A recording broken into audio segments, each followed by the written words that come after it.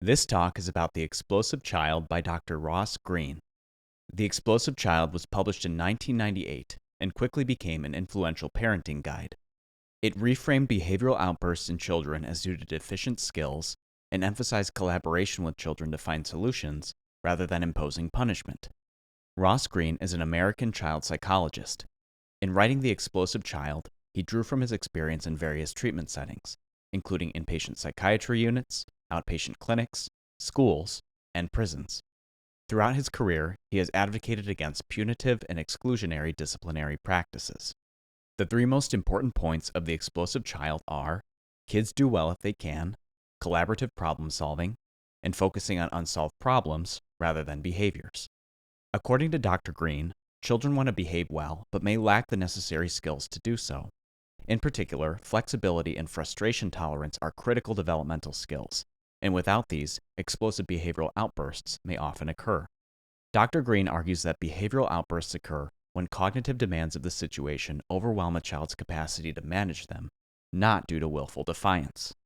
Deficient skills may be in the areas of executive function, language processing, emotion regulation, cognitive flexibility, and social skills. To help parents help their kids develop skills and better manage behavioral outbursts, Dr. Greene developed the collaborative problem-solving approach, also known as Plan B.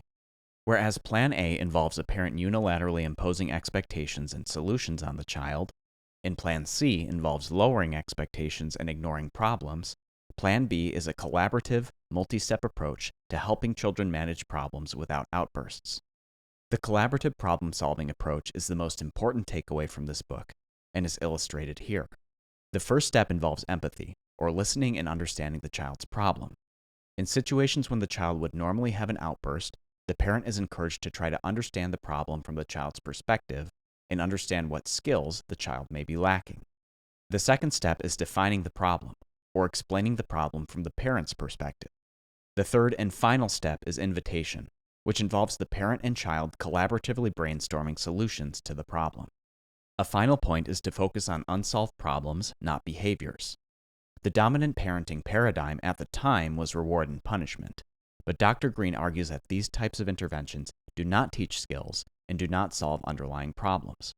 As such, addressing behavioral outbursts should begin with an assessment of the child's skills and unsolved problems, which are usually expectations the parent has that are not being met. After this kind of assessment, the collaborative problem-solving approach should be used to address those underlying skill deficiencies and unsolved problems. Dr. Greene emphasizes that there's no one-size-fits-all approach to parenting, and behavioral interventions need to be matched to the particular child and the particular problem. These are the most important points of The Explosive Child, and that's the end of this talk. Thank you.